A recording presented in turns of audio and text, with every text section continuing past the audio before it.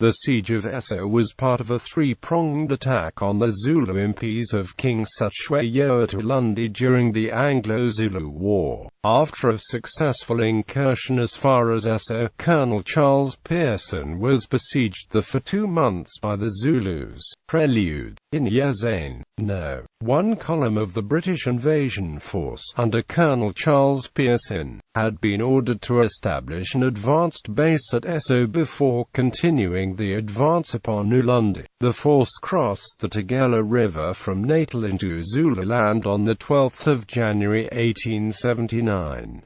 The advance was smooth and steady until the 22nd of January, when a Zulu force attempted to bar the way. The British were camped about 4 miles south of the Inyezane River, which they had crossed the previous day, beneath a steep ridge with 3 spurs leading down towards the river and surrounded by scrub. A prominent knoll sat about halfway, and a small kraal near the left of the crest. Shortly after 8 o'clock a small number of Zulus appeared near the knoll on the ridge, and a company of the Natal native contingent, under Lieutenant Hart, were sent up the spur after them. While this company gave chase, a mass of Zulus appeared over the crest of the ridge and began pouring downwards. These men were the left horn of a 6,000-strong force, dispatched at the same time as the army that engaged the British at Isandlwana, who were preparing just over the crest to attack the British camp. This left horn had been prompted into a premature attack by the advance of Lieutenant Hart's company, and in the face of this advance the NNC fled, leaving the European officers and NCOs to make a fruitless stand before being swept aside. As soon as Hart and his men began firing, the camp prepared for defense, forming a hasty firing line. A naval company and 2 companies of buffs with a Gatling gun and 7-pounders moved up to the knoll, opening up across the advancing Zulu column. Thus, when the Zulus emerged from scrub and began their assault on the camp, they were taking heavy fire on both the flank and front of the force. The Zulus wavered and then withdrew the way they had come. While the left horn was being repulsed, the rest of the Zulu Impi appeared over the crest. The kraal was taken, and switching the guns to focus on it, the force previously attacking the left horn's flank advanced up the slope and captured the kraal. This position allowed the British to move the Gatling gun onto the crest, where its rapid fire soon drove the Zulus off the center and left end of the ridge. As the British mounted troops came up the right-hand spur to complete the action, the successful counter-attack resulted in 10 British killed and 16 wounded. The Zulu Impi withdrew with 350 killed. Arrival at Eshowe. Pearson continued his march unhindered and the following day reached the mission fort near Eshowe at 28.907972 degrees south, 31.46139 degrees east, minus 28.907972, 31.46139, 2,000 feet above sea level.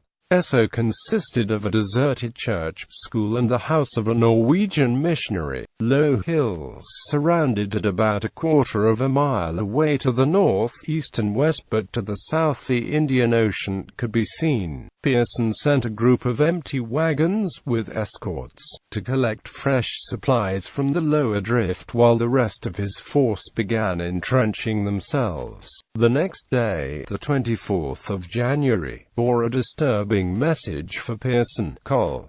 Anthony Durnford's No. 2 column had been wiped out in the middle drift, leaving the lower drift behind Eshowe in grave danger. If the Zulus took the lower drift, Eshowe would be cut off and there would be nothing between the Zulu army and Natal. 2 days later, Lord Chelmsford contacted Pearson. Without giving any details of the disaster at Isandlwana, he informed him that all previous orders were cancelled, and that he was to take such action as he thought fit to to preserve his column, including withdrawal from Eshowe if necessary. If he withdrew, he was to hold the bridgehead at the lower drift, but he might be attacked by the whole Zulu army. Pearson had no precise information on the whereabouts of the enemy, and although his defences around the mission would soon be complete, it was not an ideal position to defend. His force was good for ammunition, but other supplies were insufficient, and the general consensus of his subordinates was to pull back to the lower drift. The decision to stay was settled on when news arrived of the return of the supply wagons, with 5 further companies as reinforcement from the lower drift.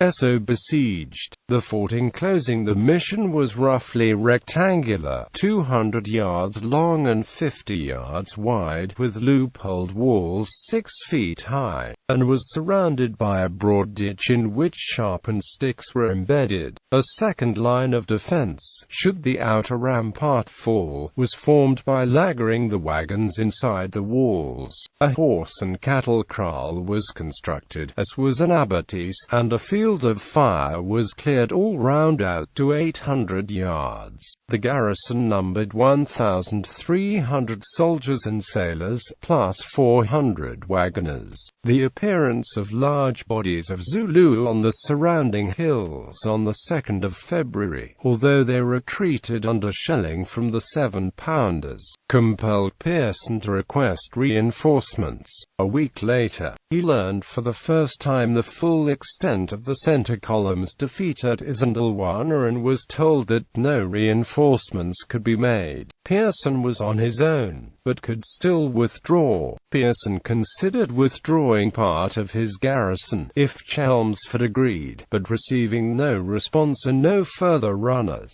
it became clear that Eshowe was now completely cut off. The garrison would run out of provisions by the beginning of April. February passed with no Zulu attack, save for sniping attacks and skirmishes between patrols. The beginning of March led Pearson to attack a kraal 7 miles away, to keep the soldiers from idling. The next day a heliograph was spotted signaling from Fort Pearson, and a makeshift apparatus allowed Eshowe to reply. The garrison learned that a relief force would depart the lower drift on the 13th of March and that they were to advance to the Inyezane to meet it. This was cheering news for the garrison, with rations running low and sickness having killed 20 men. A few days later another message advised a delay in the arrival of the relief column until the 1st of April. The relief column. Lord Chelmsford led this column, consisting of 3,390 Europeans and 2,280 Africans, to relieve the forces at Eshowe. The force had a range of artillery, including 2 9-pounders, 4 24-pounder rocket tubes and 2 Gatling guns. The progress was slow, as in addition to taking a roundabout route to avoid ambush, the rivers they had to traverse were swollen by heavy rains. By the evening of the 1st of April, Pearson's observers at Eshowe could see the relief column lagering on the south bank of the Inyezane. The laager was sighted on a 300-foot ridge running roughly west-east. West of the ridge, the ground dipped, only to rise again to the 470-foot Umisi hill. The ground sloped the way in all directions, allowing a good field of fire. A trench surrounded a waist-high wall of earth, which itself encompassed 120 wagons, formed a square with sides of 130 yards in length. Here the relief column fought the Battle of Jinjindlavus, a British victory, before continuing on to Eshowe. Eshowe relieved. On the 3rd of April, the relief column entered Eshowe, led by the pipers of the 91st Highlanders. The 2-month siege had been lifted. Chelmsford concluded that Eshowe did not need to be retained, and the laboriously constructed defences were demolished. Bivouacking on the first night after the departure from it on the 6th of April, Pearson's men could see that the Zulus had set Eshowe alight. Bibliography. Barthorpe, Michael. The Zulu War, Isandlwana to Ulundi. Weidenfeld and Amp. Nicholson. ISBN 0-304-36270-0. Brooks, Edgar H. Webb, Colander B. A History of Natal. Brooklyn, University of Natal Press. ISBN 0-86980-579-7. Colenso, Francis E. History of the Zulu War and its Origin. Assisted by Edward Ernford. London, Chapman and Amp Hall. David Saul. The Forgotten Battles of the Zulu War. BBC History Magazine. 10, pp. 26-33. Gump, James O. The Dust Rose Like Smoke, The Subjugation of the Zulu and the Sioux. Bison Books. ISBN 080327059-3. Laband, John. Historical Dictionary of the Zulu Wars. Scarecrow Press. ISBN 08108-60783. Laband, John. Knight, Ian. The Anglo-Zulu War. Stroud, Sutton. ISBN 086985829-7. Martineau, John. The Life and Correspondence of the Sabattle Frere. John Murray. Morris, Donald R. The Washing of the Spears. Da Capo Press. ISBN 0-306-808-668. Knight, Ian. The Anglo-Zulu War. Osprey. ISBN 1-84176-612-7. Raw, Harold E. Jr. Anglo-Zulu War 1879. US Selected Bibliography. Scarecrow Press. ISBN 08108-72277-7. Thompson, Paul Singer. Black Soldiers of the Queen. The Natal Native Contingent in the Anglo-Zulu War. University of Alabama Press. ISBN 08173-53682. Spears, Edward M. The Scottish Soldier and Empire, 1854–1902. Edinburgh University Press. ISBN 9780748623549.